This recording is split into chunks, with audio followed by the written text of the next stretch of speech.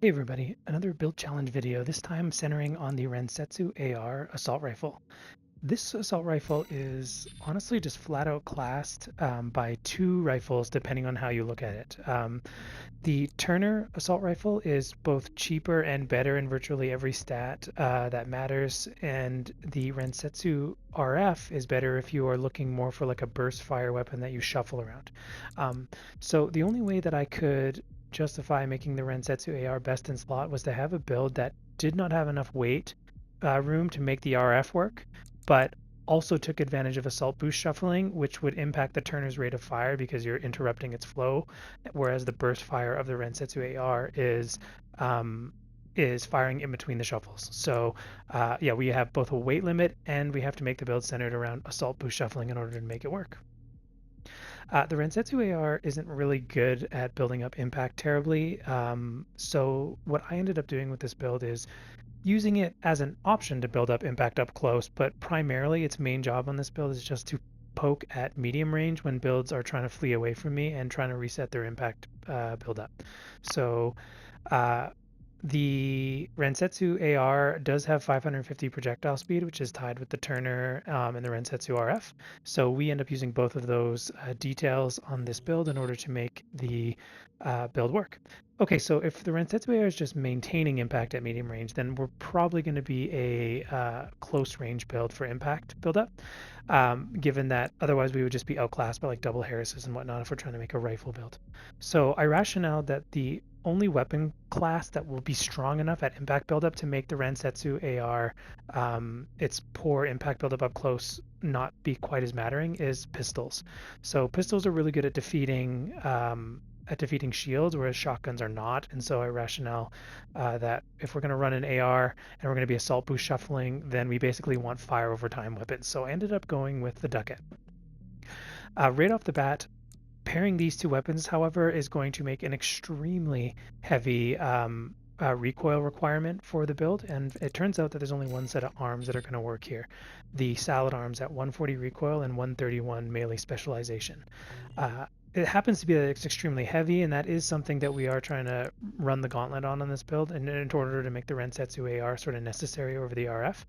And so it just happens to be that the Salad arms are great. They are giving us exactly what we want. We're trying to squeeze a lot of stats in this build in order to set up the pile bunker. And the Salad arms have everything we're looking for here. Firearm specs really not that important when we're up close and we're running a close range FCS. So yeah, now the last two pairings here, so again, in the same vein of going for like as much weight as possible without crossing the line of the HAL legs here, as the Brazil gives us enough assault boost velocity at this 85k weight to catch up with the vast majority of lightweight builds. But yeah, the Ashmead seemed like a natural choice here. We're looking for heavy, and we also want a melee weapon that has a good defensive option, as the pistol and the AR do not have any mini stuns, and so the only option we have for mini stuns is kicks. And now we can add the Ashmead for a wallop of a charge attack if people try to rush us down. So you can always go for the raw bunks. The Huxley was essential in order to help support the Ducat and the AR. If we didn't run the Huxley, we would usually lose against double pistol builds, especially like lightweight ones, as we just would not be able to keep up with their faster impact buildup given our ARs dragging us down. So we can't get away with missiles. Now, if we aren't going to run missiles, though, then we need a way to close the gap extremely quickly as a heavyweight. And the way we're going to do that again with assault boost shuffling, force the Brazil booster. We need the max AB thrust and AB efficiency. We'll pair that with the Santai in order to get the most amount of capacity possible, as we need enough energy to actually gap close on things like Lammer Gyres and whatnot. So that basically forced... oh, and then the Abbott FCS I don't think I really talked about, but we don't have missile tracking as a concern, so primarily I just need close range assist while still having just enough medium range assist to support the AR poking at medium range when people try to fly away or bleed off their impact buildup. Okay, that basically covers all the weapons and the inner parts here. Expansion-wise, you can really choose if you want Assault Armor or Pulse Armor. I think Assault Armor is better for a lot of the matchups like shield users because you only want to have to stagger them once, and a lot of times heavy bipeds in particular will not die by the pile bunker punish. unless you also took a huge chunk of health off by canceling their pulse armor. Now that is a risk, because if you mess up canceling the pulse armor, then obviously your assault armor is not really doing a lot, and they're likely going to parry if you try to use it after their pulse armor fades anyway. So keep in mind it is a risk. However, the bunker is one of the few melee weapons that has the ability to slip in before assault armor gets off, or if people are popping pulse armor, you can often slip it in as long as you're a little bit ahead of them. But I do think that playing optimally, the assault armor will help you out with some of the losing matchups like Glamour Gyres, certain lightweight builds that are extremely difficult to hit. You only want to have to stagger them once, and especially if we need to purge the Ashmead as we do against Glamour Gyre builds to drop weight, we want to have the assault armor as our stagger punish the first time. Okay, so from all of that, we had the salad arms locked in, and basically the Hal legs were the heaviest legs I would want to go, like that can run the heaviest load limit with a high stability before crossing into something like the wrecker leg territory. But these are honestly too heavy, and I feel like they would drag us down a little bit too much in terms of speed. We won't be able to catch a lot of those lightweights. So the Hal legs were also extremely dense in stats. We pair that with the Mind Alpha core, which is again your quintessential best-in-class core if you can justify it, and it's got very high stats and stability. Booster efficiency is not really a concern when you're assault boosting, as it does not take into effect. It's just a flat percentage reduction off the base cost, so we don't need to use something like the 40S here. And then the Mind Alpha head. So this is the heaviest head that's also stat dense. You could run an alternate version of this build. I'll show a screenshot of the two versions. You can trade off some resistance for stability if you'd like, but I do think this build is probably the most optimal one. I don't think the stability is usually going to be that make or break, but the stats often can be on certain like laser builds and whatnot that just damage you over time. One common question I had anticipated getting is, why, if you're going to run an assault boost shuffling build, why don't you run the PO4 booster? It's because the thrust on this, despite its high efficiency, is not quite enough, and also it shuffles a little too fast, so it would actually interrupt the AR fire rate as well if you try to like shuffle this one maximum velocity. Although it is definitely an option you can substitute out and then put on the Mind Beta head right off the bat to get more stability and take on the extra weight to make up from the weight drop of giving up the Brazel. Keep in mind though that the Brazel also has really good melee attack thrust. Not really good, but pretty good. Good enough that you can do the pile bunker, light lunge cancel, QB forward into charged bunk. And it is fast enough to also do the triple punch combo if you ever do a purge on this build, like especially if you're purging the AR or the pile bunker. It is enough melee thrust to true combo the 3 punches as long as you're close and quick enough. Okay, so that's basically how the build works. I'll jump into some PvP after just showing you the variants of this build. I wanted to mention too that another reason I like Assault Armor is that it gives you the option to go for these tricky mind game plays that can end matches really quickly, and is also really good against melee terminal armor users, which is where you activate Assault Armor immediately into Raw Bunk. Just make sure that your Pile Bunker is already equipped. You don't want to have to do the weapon swap in the middle of the, or right after the Assault Armor. They're going to be able to slip away. Another thing that I wanted to mention too is that when people are up against a wall, if you ever do land a Raw Bunk in those cases, it'll prevent them from sliding away, and you can immediately go into an Assault Armor punish, which will do basically another 5,000 damage after the bunk, which is an absurd amount of damage. You'll likely just nearly kill outright most mechs if those situations ever come up. Now, if it doesn't stagger them because they're like a very heavy mech when you do the Raw Bunk, they won't get pushed away. You can activate Assault Armor if you want there. I would advise against it though, because they're going to activate their Pulse Armor and you're not going to get a stagger punish for your trouble for doing all that, and the bunk will still be overheated. So you'll get the Assault Armor in, but it's not going to trigger a like a direct hit adjustment multiplier to the Assault Armor. So I think it only does like 1,500 damage in that case. Granted, if you do pull that off, you can always Assault Boost away immediately after they activate their Pulse Armor. But if they're smart, they're not going to activate it because they're going to realize you're on cooldown and just wait. So just another bit of a cool niche there to mention. And then lastly, don't activate the Huxley at the start of the fight. I would wait until you've landed a little bit of pistol rounds, because you really want to make sure the Huxley is contributing with the pistol to set up the last hit and get the stagger.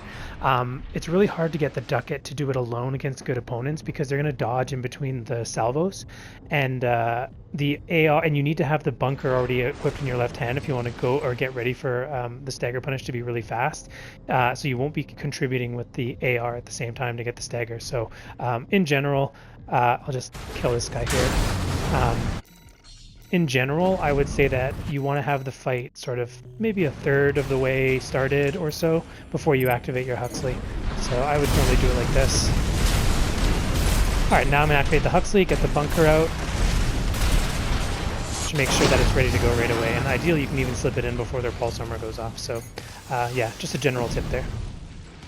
For tanks, popping assault armor to trigger the first stagger early in surprise and then also maybe slip in the bunker is a really strong strategy, because the first stagger buildup, you often just don't get your punish and they bleed off a lot of your health. This cuts that fight short and gets you some damage in early. If you're having trouble with lightweights, you can make these swaps here to give you a faster fire rate. You will feel the reload occurring earlier, however, but it is a bit more stability that can also help out too. Let's jump into PvP though now. So we're going to start with double Zims. This is the meta PS shield double Zim with laser drones. Honestly, I feel like we are already really specialized at handling the shields. It's really hard to parry all of this incoming offense, and we're so tanky and also vying for the assault boost positioning.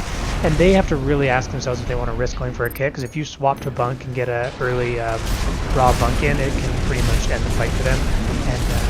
And it gives us a lot of priority in these fights. But not really too much to say here. Just make use of the Huxley a little bit earlier, and then remember to turn it off before you overheat it. I did not there, but you'll get better cooling if you do that, and you can use all three of these to overwhelm the shield early. Their health is going to be a major downside versus us, because I can survive their punish quite easily, and usually if I've landed the bunk, the assault armor is enough to completely finish them off.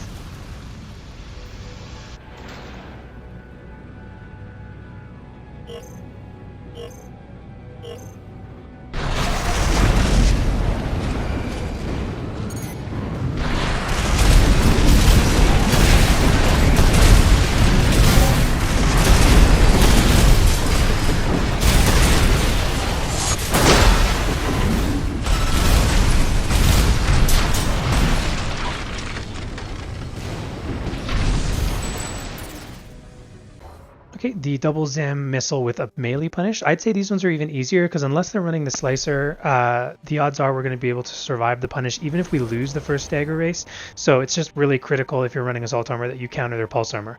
If you're running pulse armor, then I would say that's a better expansion in this matchup, because it's just there's less pressure on you to perform so optimally. But even still, without a shield now, our impact buildup is massive. If they try to go for pulse blades, look to set up raw bunks or just stuff it with kicks.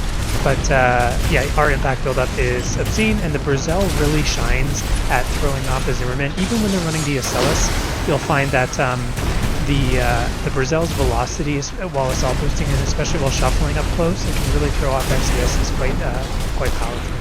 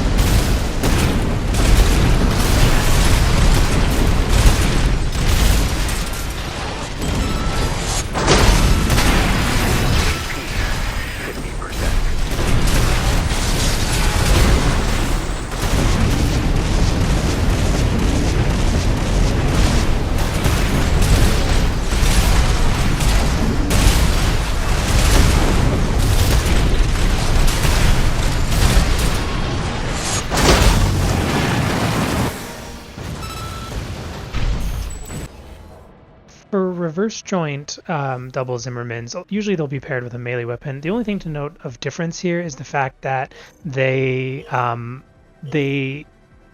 really go for the raw bunk so easily. The kick's a little bit too high priority. But the other thing to note about the Brazil is it really does help us shrug off kicks by opponents, so like we can actually get through them a lot of time if we assault through shuffle. Other than that, just close the gap and keep orbiting them, and look to stuff the Zimmerman barrel so that they can't hit you with it, and just set up your punish.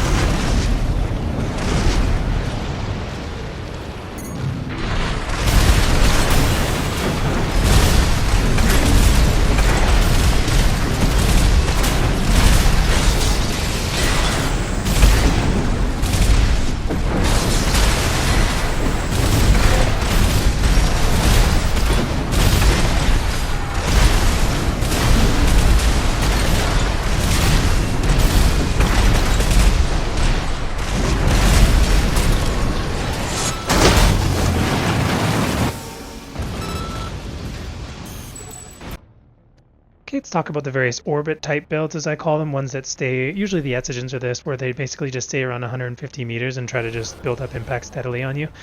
Put the onus on you to prove your win. In general, I would just say that if you can score a kick, that's going to be a massive game changer for you. I do think Assault Armor is another one of those things in these builds that I think Assault Armor would have been better, as it guarantees the match ends after the first stagger if you successfully counter. But another thing to do is also to QB in the direction they're going and slightly back, so you can hopefully predict them and make them accidentally QB right beside you, so you can basically have your barrels stuffed against them and land a huge salvo of shots, both with the Huxley, AR, and the pistol.